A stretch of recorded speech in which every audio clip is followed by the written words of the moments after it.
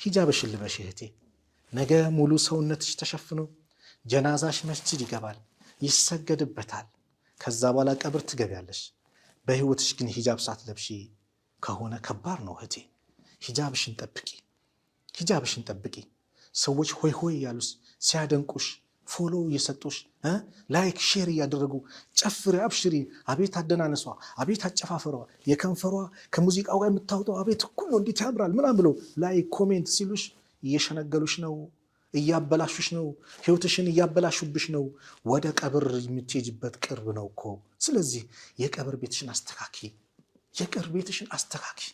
ሰውን ሲሞት 3 ነገር ይከተላል ከተባሉ አንዱ ስራው ነው። ቤተሰብና ንብረት ነው፣ ሌላው ይመለሳል። ስራሽ ግን ያዋጣል። መዝገቤ ተስተካክለዋል።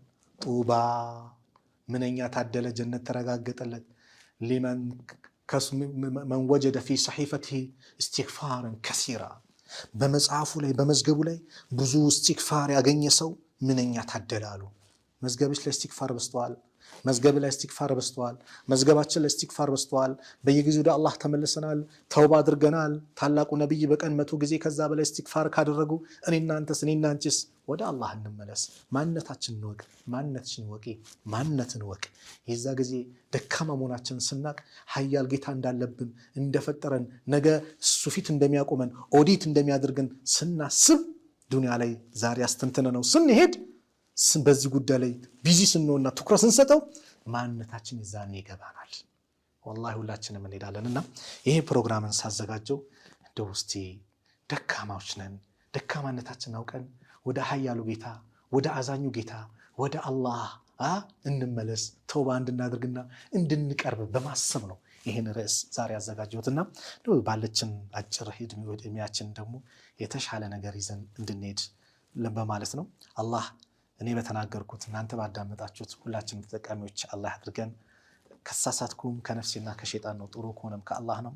አላህ በያላችሁበት ቦታ አካባቢ ሰላማችሁን ያብዛው፣ አላህ ይጠብቃችሁ። ለሱ ሁልጊዜ ወደ ተውባ ቀረብ ብለው አላህን ምሕረት ጠይቀው፣ አላህን ጀነት ጠይቀው፣ አላህን ከጀሃነም እሳት ከሚጠብቃቸው ሰዎች ለምነውት ከተቀበላቸው ባሪዎች መካከል አላህ አድርገን።